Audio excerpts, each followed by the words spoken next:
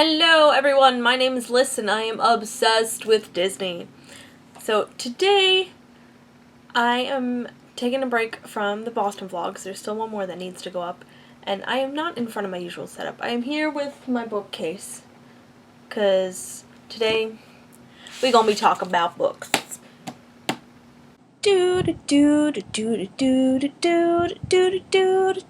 This is my opening theme song. So this book is Magnus Chase and the Gods of Asgard's Book 1, The Sword of Summer. Now you're probably thinking, listen, that's a book. What does that have to do with Disney? Why are you talking about this on your channel?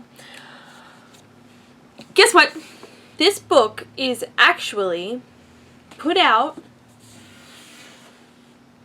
You see that? Disney Hyperion. So that is a publishing group. Hyperion was bought out by Disney maybe like, I don't know, 5 years ago probably.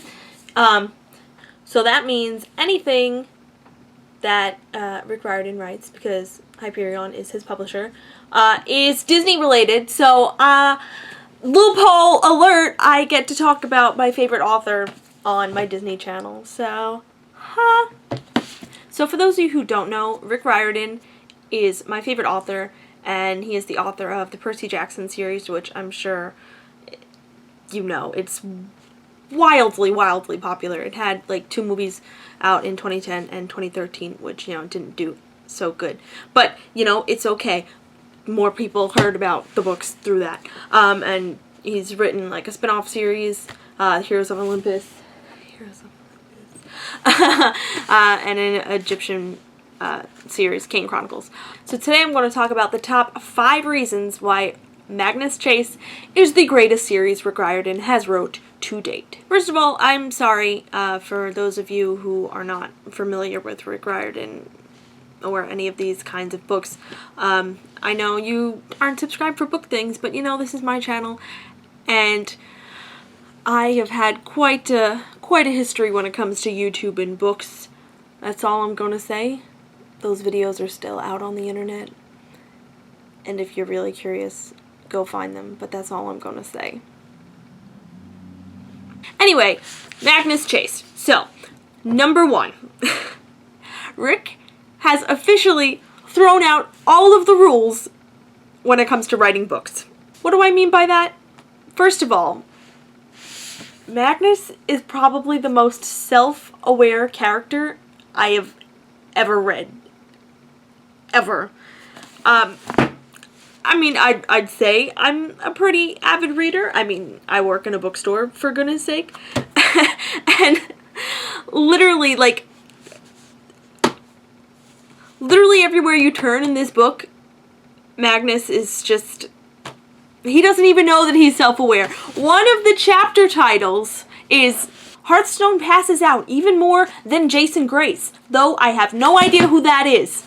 For those of you who don't know who that is, Jason Grace is a character in one of Rick Riordan's other series who's had a history of passing out often. But what is up with this dude, man? It's freaking hilarious for us readers. Because, okay, so you'll see once I get further down the list that pretty much anyone who reads Rick Riordan doesn't just read one book by him. Like, they read everything. Also, side note, yes, spoilers ahead, because the book has been out for a month now. Get on. Yo crap. So another example of what kind of rules he's just thrown out the window is his timeline. So we know that this book pretty much takes place right after the end of Blood of Olympus, which, if we all remember correctly, happens in the 2010-2011 time frame. So, in Magnus Chase, there are multiple references to Taylor Swift's 1989 album. Another reason why I love this book is because Rick Riordan is like a huge Swiftie, but whatever, that's besides the point. That album came out in 2014. What happened to those 3 years, man? Don't think that your readers won't pick up on that. We do. We're very astute people. Moving on. The number 2 reason why Magnus Chase is the best thing Rick Riordan has written to date. There is so much inclusivity in this book when it comes to characters. It's insane.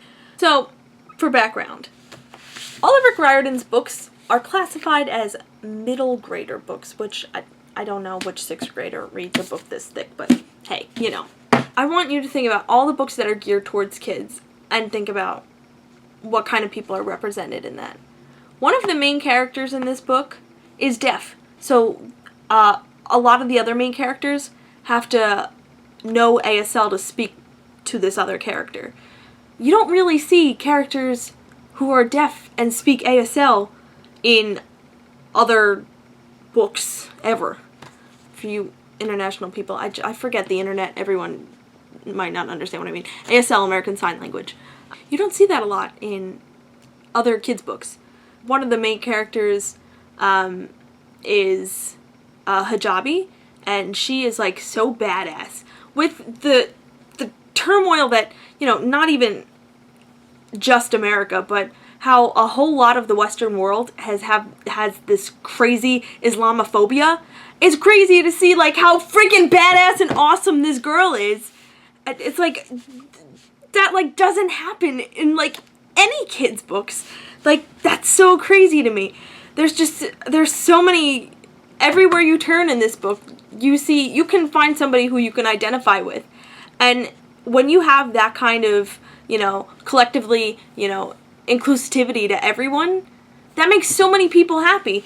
You know, when people can identify with a character, that's incredible. Number 3 reason why this is the best, basically. Rick Riordan is pretty much making an Avengers team of demigods. Let's be honest here. All of these worlds, though, okay, rewind. Again, those of you who are not on this Rick Riordan train with me, all of his books have to do with, like, different types of ancient mythologies, but in today's present. So the Percy Jackson books are like Greek mythology, and, you know, those Kane Chronicle books are Egyptian mythology, and Heroes of Olympus is Greek and also introduces Roman mythology. And this one, obviously, I said Gods of Asgard, it's Norse. So, in Rick Riordan's universe, all of these mythologies all exist at the same time, which you'd think would be kind of hard to juggle, but I've read an interview somewhere that Rick Riordan said, you know, to me, it's obvious that I would have to have all of these universes intertwined because, you know, when these kind of belief systems were around, they all happened at the same time, you know, so I thought that's really cool to think about. All of these characters are now, they all, like, know each other and stuff, so we're thinking a few years down the line, maybe, we might get some kind of crazy Avengers-like team-up, which would be so cool! I mean, we all know that Rick is a big comic book fan, so maybe. Number 4 reason why Magnus Chase is the best. So, Rick Riordan has been writing books, you know, writing, like, you know, Percy Jackson type books since a really long time now.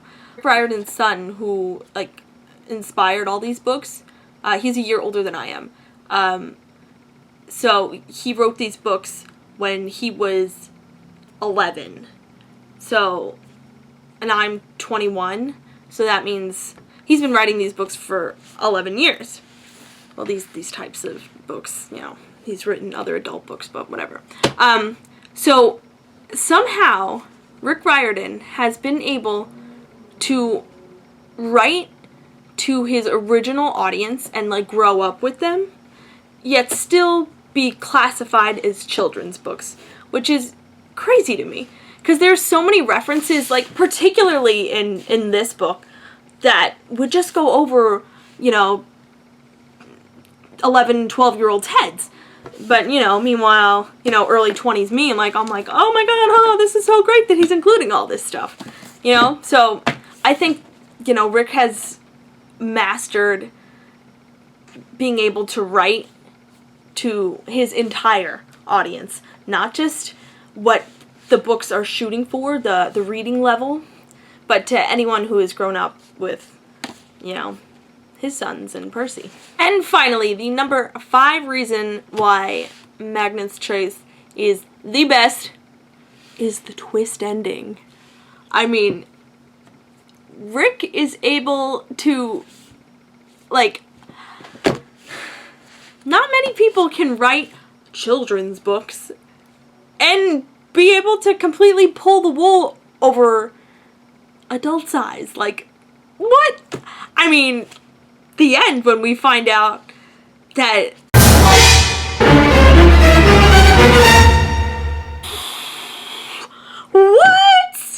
What? I mean, not expecting that one. Ugh, it's so good. Ugh. There you have it, guys. Those are my top 5 reasons why Magnus Chase is the best series that Rick has written to date. If you like the video, please share, comment, subscribe, do all that good stuff, and I will see you all next Thursday. I hope you all have a seamless day. Bye!